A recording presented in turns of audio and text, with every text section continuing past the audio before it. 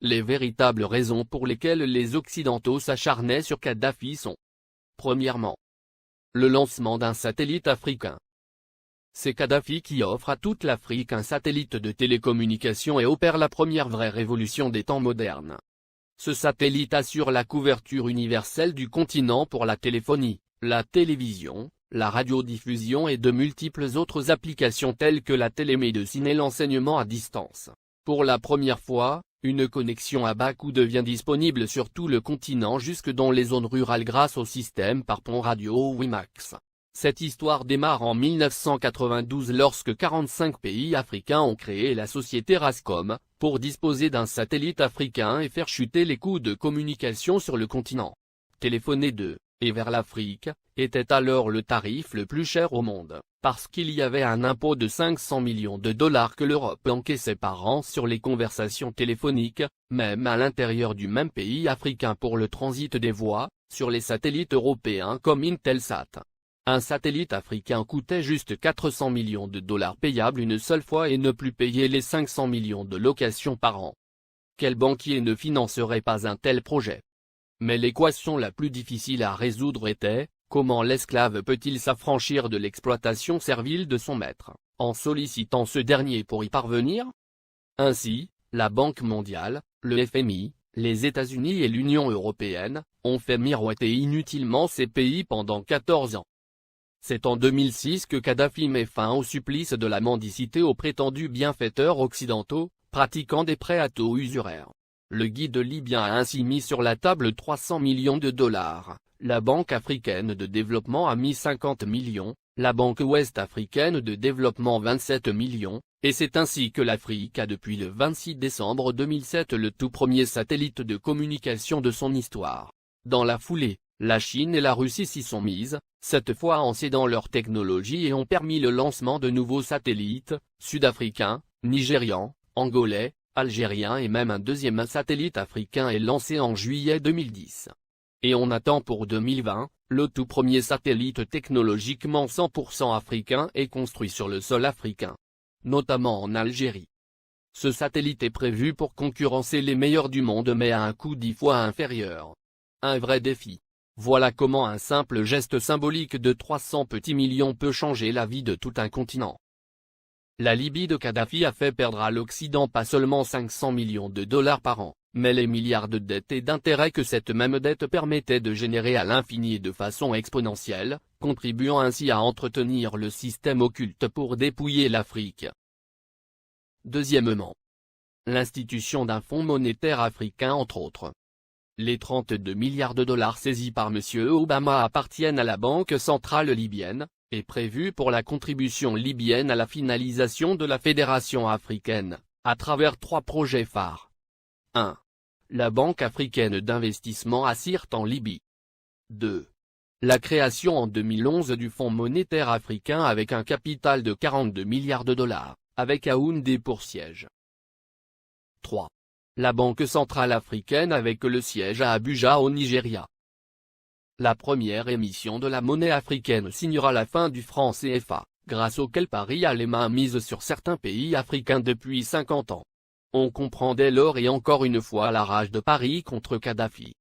Le Fonds monétaire africain doit remplacer en tout et pour tout, les activités sur le sol africain du Fonds monétaire international, FMI, qui avec seulement 25 milliards de dollars de capital a pu mettre à genoux tout un continent avec des privatisations discutables, comme obliger les pays africains à passer d'un monopole public vers un monopole privé.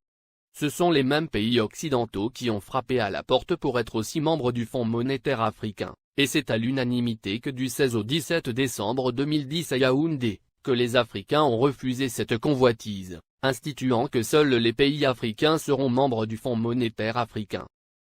Il est donc évident qu'après la Libye, la coalition occidentale déclarera sa prochaine guerre à l'Algérie, car en plus de ressources énergétiques énormes, ce pays dispose d'une réserve monétaire de 150 milliards d'euros. Ce qui devient la convoitise de tous les pays qui bombardent la Libye et qui ont tous quelque chose en commun, ils sont tous financièrement quasiment en faillite. Les États-Unis à eux seuls ont 14 000 milliards de dollars de dette, la France, la Grande-Bretagne et l'Italie ont chacun environ 2 000 milliards d'euros de dette publique. alors que les 46 pays d'Afrique noire ont au total, moins de 400 milliards de dollars de dette publique. Créer des fausses guerres en Afrique dans l'espoir de trouver de l'oxygène pour continuer leur apnée économique, qui ne fait que s'empirer et ne fera qu'enfoncer les Occidentaux dans leur déclin qui a débuté en 1884 lors de la conférence de Berlin. Car comme l'avait prédit l'économiste américain, Adam Smith en 1865, dans son soutien à Abraham Lincoln pour l'abolition de l'esclavage, l'économie de tout pays qui pratique l'esclavage des Noirs, est en train d'amorcer une descente vers l'enfer qui sera rude le jour où les autres nations vont se réveiller. Pour empêcher Mouammar Kadhafi de concrétiser le rêve de millions d'Africains dès 2014, il fallait donc l'éliminer avant, ou perdre le contrôle total de l'Afrique. Voici toute la raison qui guida la France, les États-Unis, la Grande-Bretagne et leurs alliés dans leur campagne contre Kadhafi. Monnaie, Fonds monétaire africain, Banque centrale africaine, télécommunications, transport, États-Unis d'Afrique. Mouammar Kadhafi avait ingénieusement tout planifié, se fixant comme délai l'année 2014 pour la création de la Banque centrale, le Fonds monétaire et bien d'autres encore pour affranchir le continent noir, après un demi-siècle d'indépendance aux allures de paroles suivies d'aucun acte ou de gouverner sans régner. Après avoir émis l'idée en 2000, lors du sommet de l'Organisation de l'Unité africaine, il a obtenu la création de l'Union africaine quelques années plus tard, le guide libyen pousse le bouchon plus loin. Satellite africain et Afriquia, deux idées concrètes pour l'unité. Mouammar Kadhafi pousse ses pairs à acheter un satellite africain pour que l'Afrique ait son indépendance en matière de communication.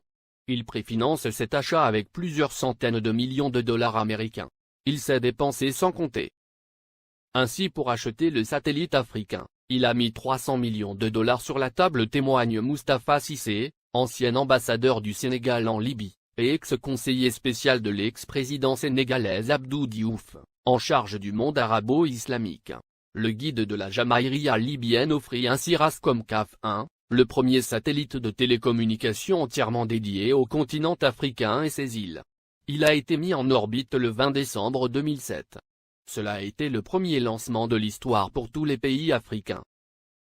Kadhafi lance également la compagnie de transport aérien, Afriquia Airways, qui assure la liaison entre les capitales africaines et régions du continent.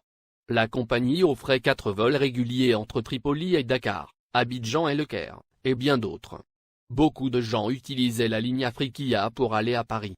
Parce qu'on pouvait faire Dakar, Tripoli, Paris, et retour à 400 000 francs CFA, 615 €, ajoute le diplomate sénégalais.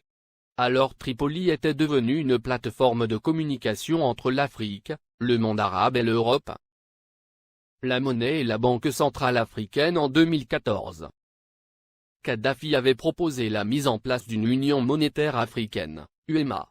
Il avait dégagé 30 milliards de dollars pour la création de l'UEMA qui devrait avoir Yaoundé au Cameroun pour siège. Il avait également prévu la création d'une Banque centrale africaine, BCA, qui devrait installer son quartier général à Abuja, la capitale fédérale du Nigeria. Il était question que cette banque africaine commence à émettre une monnaie africaine à partir de 2014, ce qui ne plaît pas aux Occidentaux, parce que ça nous permettrait de nous passer du franc CFA, et des autres monnaies qui ne font que briser nos économies. Kadhafi avait une politique africaine très dynamique. Du Sénégal au Tchad, en passant par la Guinée, la Côte d'Ivoire, le Ghana, le Libéria, le Bénin, le Togo, le Nigeria, le Niger, le Mali, etc. Le guide libyen a investi des milliards de dollars dans les secteurs agricoles, hydrocarbures, hôtellerie et tourisme, et dans l'équipement. Au Mali, le plus petit investissement libyen est chiffré à 50 milliards francs CFA dans l'industrie hôtelière. Ces investissements libyens dans l'hôtellerie sont estimés à plus de 50 milliards de francs CFA, a déclaré Oumar Balatouré, directeur général de l'Office malien du tourisme. Plusieurs autres centaines de milliards ont été investis dans le secteur agricole. Pour les Maliens, Kadhafi est un homme qui s'est engagé pour la cause africaine. Le Conseil national de transition, CNT, est considéré au Mali comme un organe rebelle soutenu par la communauté internationale.